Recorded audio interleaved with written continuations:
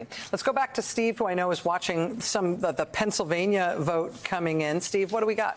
Yeah, and again, now a little bit more than 10% statewide, heavily the vote by mail here. That's why you see such a massive Harris lead. Not just heavily vote by mail, but heavily Philadelphia and Pittsburgh area, Allegheny County. Those are the two biggest in the state. So I think why don't we just give you a sense here over the next couple hours as Pennsylvania starts to take shape, what we're going to be looking at, because this could be absolutely critical, obviously, when we start talking about road to 270 scenarios. So, first of all, for Democrats in Philadelphia is just a question of margin. Harris is going to win this very big, but let me just show you what happened in 2020. This is what it looked like, and this was a margin for Democrats. You could see Biden 603,000, Trump 132,000. That is a margin of about 470,000 votes for Democrats out of Philadelphia. I think one of the numbers to keep an eye on as Philadelphia and Pennsylvania comes in is, does that get up to, if that got to 500,000, maybe set that as a bit of a benchmark here. If Democrats can get that up to 500,000, I think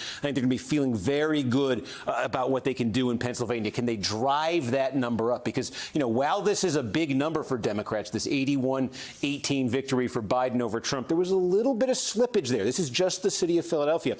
A little bit of slippage there for Democrats. Give it relative to what they used to get out of Philadelphia. It's because in 2020, in part, Trump made gains with Hispanic voters in Hispanic precincts and neighborhoods of Philadelphia. So that's one of the things to watch tonight. Democrats are getting a big margin, but how big? Is it going north of 470? Is it getting up to 5? Or does this tick down another point or two in either direction here? So we're going to be looking out of that in Philadelphia. The other big thing, look, the collar counties of Philadelphia, these four right here. It's Delaware County, Chester County, Montgomery County, and Bucks County.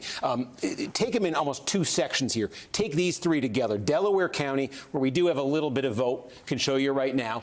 Core Democratic county. This is a little bit more racially diverse. You see Biden won this by 26 points. It's just about running up the number for Democrats in Delaware County, as is the case in Chester County. Now, Chester County, again, this fits that profile we talk about. High concentration of college degrees, higher income.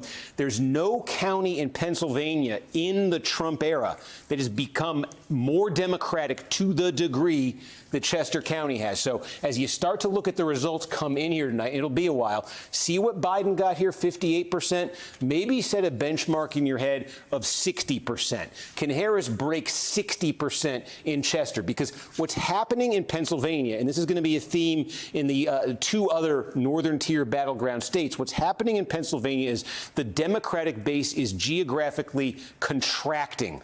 Trump came along in 2016, and he started to run up massive margins in rural areas of the state, rural blue-collar areas of the state. And what's happened is the Democratic base has become more geographically concentrated into cities and metro areas. Again, suburbs, places, as I say, keep saying it, but it's what the stats show, high concentrations of college degrees. So what the Democrats increasingly need to do is just focus on running up margins in those places that can offset the Trump gains elsewhere in the state. So that's what these three counties are all about. Bucks is a big one, about 450,000 people here. It's a little bit different. This is a true swing county here. How this one goes tonight could tell us a lot about how the state is going. It's just, it's more blue collar than these other collar counties. So we're going to be watching there.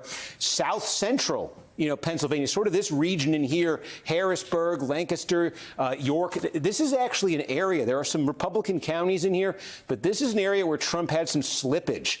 Cumberland County, this is an area where Trump had some slippage in 2020, a potential area of growth here for Democrats. We're going to keep an eye on this region.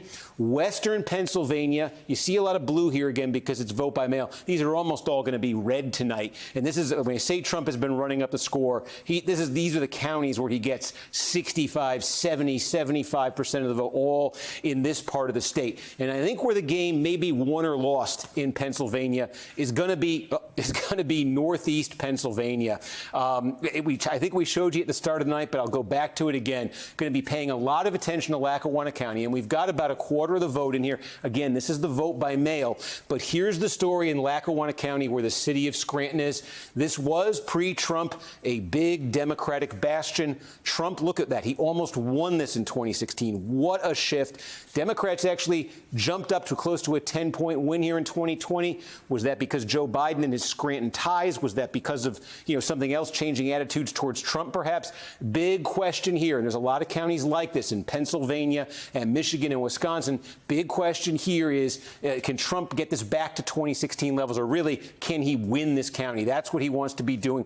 And there's also a lot of these counties in this sort of this stretch of the state right here. You've got a lot of counties with substantial Hispanic populations. And that's the other thing that the Trump campaign has been talking about. Berks is where the city of Reading is. Reading is about 2/3 Hispanic, largest concentration of Hispanic voters anywhere in the state.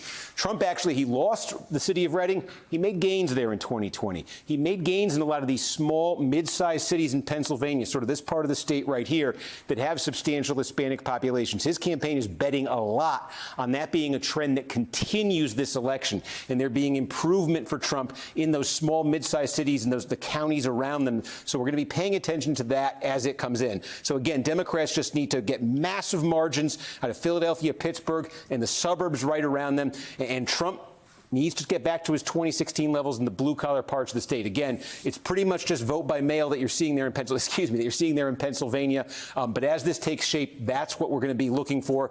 And just take a quick look back here at Georgia. We've been monitoring everything. I will tell you this. One thing I've been looking at, and this is the clearest thing yet in terms of completed counties, you're always looking to see when you have all the vote in a county and you compare it to the last election and you say, is there a trend?